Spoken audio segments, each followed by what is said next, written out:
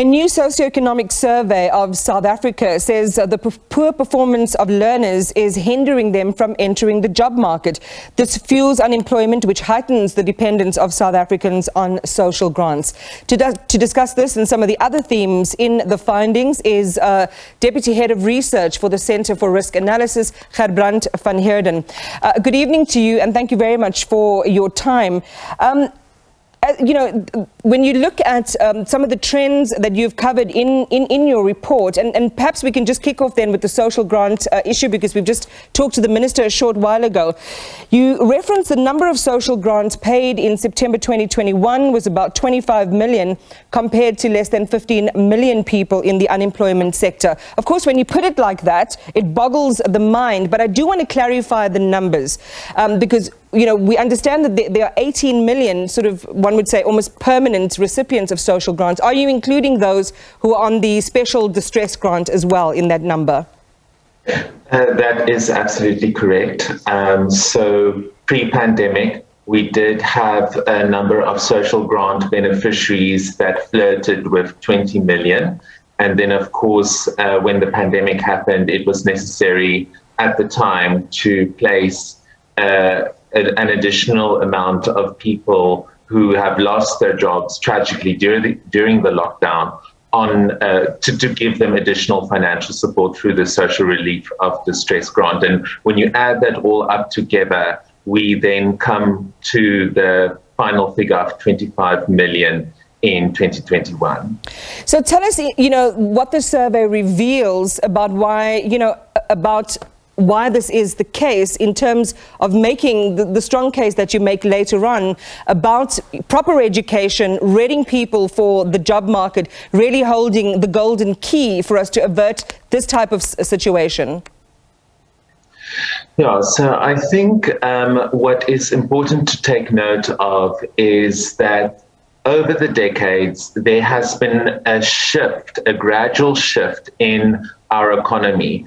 We used to have an economy where lots of people were employed in primary and secondary sectors, such as agriculture, mining and manufacturing. However, South Africa's economy has evolved to a more tertiary sector-driven economy, which includes occupations such as financial services, banking, insurance, hospitality, tourism, pharmaceuticals, legal services.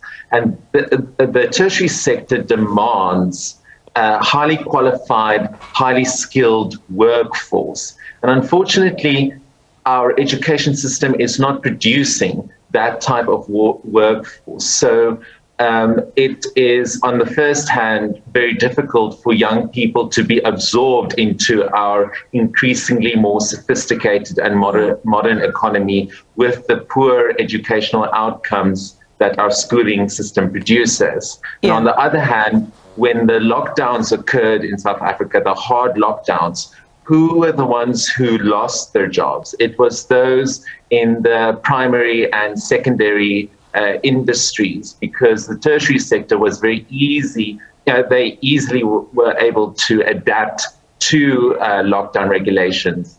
But in the primary and secondary sectors, where close contact and in-person occupations are most frequent, those sectors suffered the most in terms of job losses.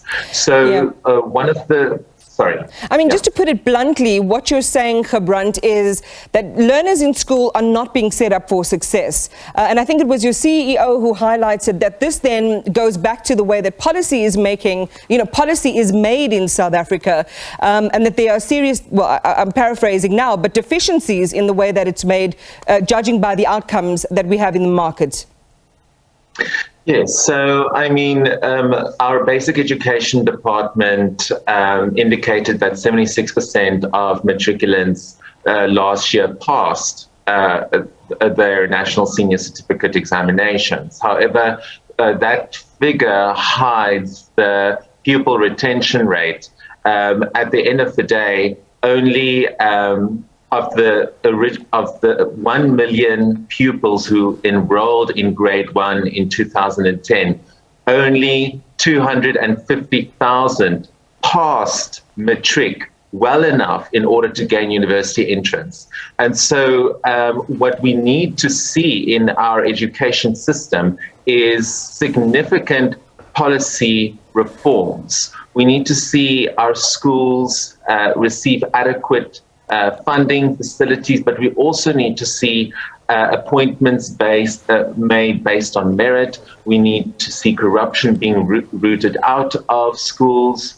We also need to empower low-income households to have access to better performing schools, former Model C schools or private schools even. And we need to, it's important that we need to equip our young people with the type of skills that will help them to be absorbed in a more tertiary-driven sector. I mean, and this is the thing, you know, almost every year, and especially when you saw the creation of the TVET colleges or the way that they'd evolved, you really thought that would be the opportunity where we would see this exponential sort of, a funneling into the market of people who might not necessarily have gone for degrees and so on, but would certainly have skill and a piece of bread in their hands because, of how they would be able to work and be marketable.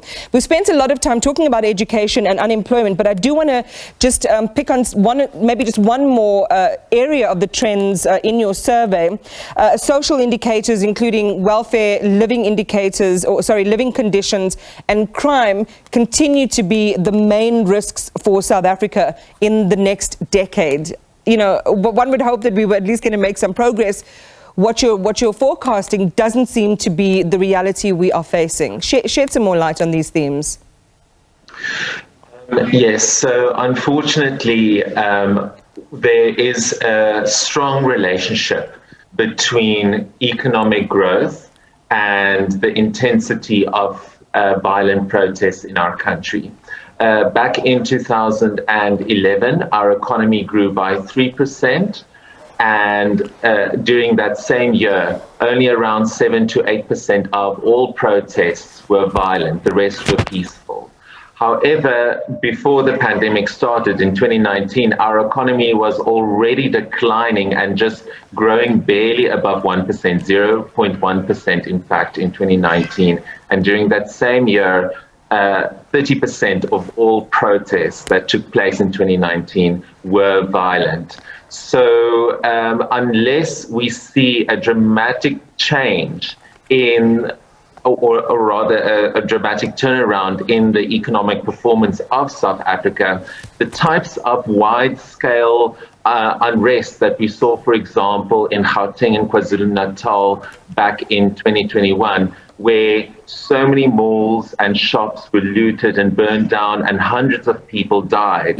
That's going to occur again and again until we implement the types of reforms that we need.